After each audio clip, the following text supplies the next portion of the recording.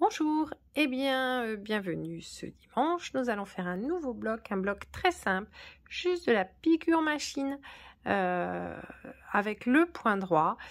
C'est des motifs que j'avais l'habitude de dessiner beaucoup en cours, tout en écoutant. Enfin, c'est des petits dessins comme ça, moi, qui m'aident à me concentrer.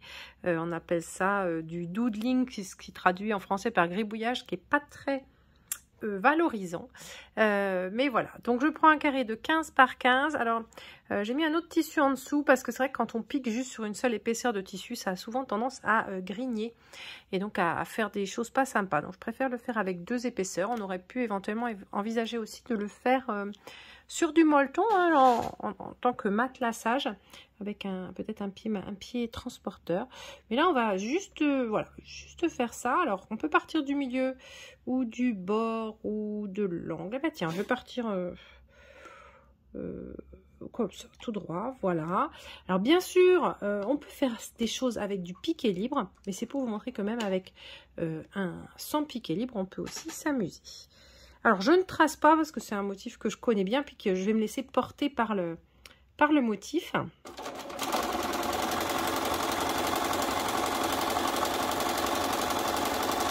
Hop, alors on commence par faire une ligne un peu courbe comme ça. Au mieux bien mettre une tension assez basse. On va dire, voilà, la mienne elle est à 2.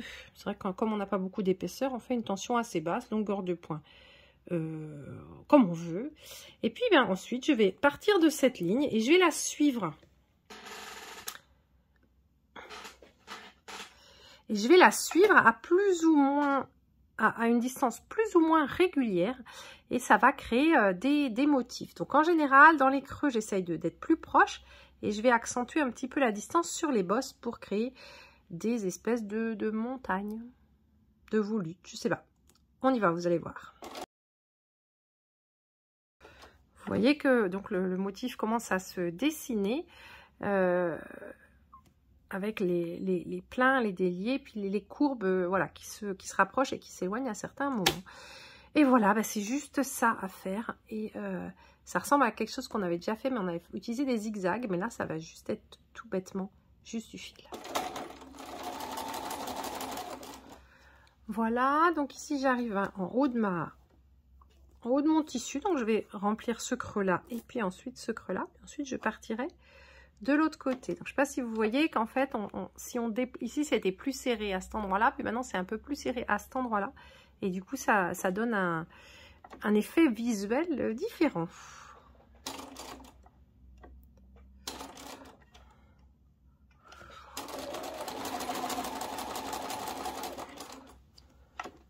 Alors plus c'est creux ou bombé, enfin plus les courbes sont prononcées, bah, plus il faut aller lentement.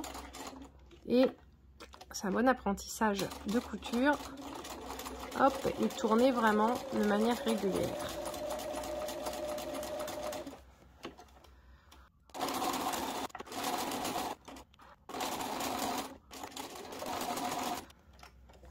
Voilà, hein, vous voyez qu'en augmentant ici, par exemple, l'espacement et en le réduisant ici, avant c'était ici, et en décalant, ben, je fais bouger en fait ma courbe et je donne du mouvement à l'ensemble.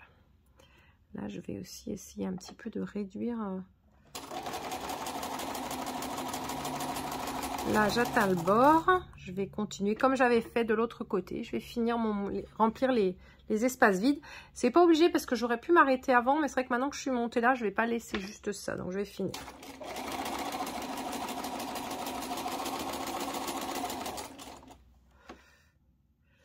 Alors, j'ai fini. Je trouve qu'ici, j'ai un peu trop d'espace, donc je vais essayer de passer... peut-être faire une ligne intermédiaire. Rajouter une ligne. Il faut bien pas que je me trompe où est-ce que je veux la rajouter. Ici. Hop.